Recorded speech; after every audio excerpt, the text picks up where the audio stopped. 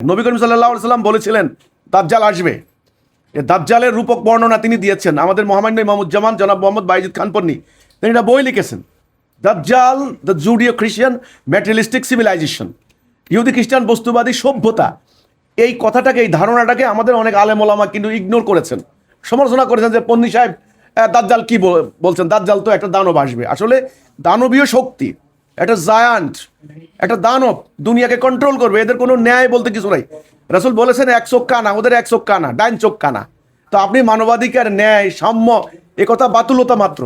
এখানে ওদের মানে স্বার্থ, ওরা দেখবে কার পায়ের নিচে তেল আছে, কার পায়ের নিচে স্বর্ণের খনি আছে, কার পায়ের নিচে গ্যাস আছে, কার বন্দর সমুদ্রের সঙ্গে লাগোয়া, হ্যাঁ তার বন্দর চাই, মানে তেল চাই, জায়গা চাই, কার জায়গার মধ্যে আপনার হলো সামরিক বেস স্থাপন করলে, ক্যান্টনমেন্ট স্থাপন করলে তারা সামরিক অভিযান করতে পারবে। তো জায়গা চায়, রাষ্ট্র চায়, বন্দর চায়, তেল চায়। তো এটা দানবীয় শক্তি। এখানে মানবতা, মানবাধিকার, এখানে আন্তর্জাতিক আইন, এগুলো বলা ভুল। এগুলো আমরা বলবো, আমরা যারা দরিদ্র গরিব, এখন আইন হচ্ছে গরিবের জন্য একটা শিল্ডের মতো, এগুলো বলে লাভ হবে না। কাজে ওরা সামনে আরো করতে পারে, আরো করবে, এতে কিছু বলার নাই। একটাই সমাধান, যদি পারেন মুসলমানরা সঠিক আদর্শের উপরে ঐক্যবদ্ধ হতে যদি পারেন, যদি ঐক্যবদ্ধ হতে পারেন, না পারলে ভেনেজুয়েলার প্রেসিডেন্টকে তুলে নেওয়া হয়েছে, ইরানের খামেনিকে হত্যা করা হয়েছে, আলী খামেনিকে হত্যা করা হয়েছে।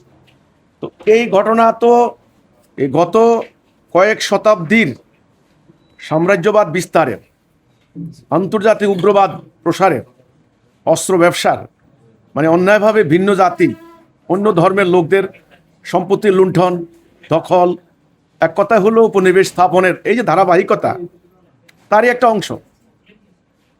একটা অংশ এটা। এখন আধুনিক যুগের 26 সালে এসে আপনি এটা দেখলেন যে ইরানের আলী খামেনিকে, ইরানের সর্বোচ্চ ধর্মীয় নেতাকে হত্যা করা হয়েছে, ওনার হোল ফ্যামিলি সহ হত্যা করা হয়েছে। তখন আপনি বললেন যে আন্তর্জাতিক আইনের রচয়িতা কারা? এ তো আল্লাহর আইন না, আল্লাহর বিধান না। আমরা বলেছি আল্লাহর বিধান ছাড়া মানব জীবনে শান্তি আসবে না। দেখেন জাতিসংঘ তৈরি হয়েছে কোন প্রেক্ষাপটে, আপনার কিন্তু পটভূমি কিন্তু বুঝতে হবে। দ্বিতীয় বিশ্বযুদ্ধে কোটি কোটি মানুষ খুন হয়েছে ওদের কারণে, মুসলমানরা করে নাই। শেষে ইউরোপের পুনর্গঠনের জন্য তারা একটা সমিতি করেছে, এটার নাম দিয়ে জাতিসংঘ। সারা ওয়ার্ল্ডে দক্ষিণ আমেরিকা, আফ্রিকা, এশিয়ার বিরাট অঞ্চল তারা উপনিবেশ রেখেছে।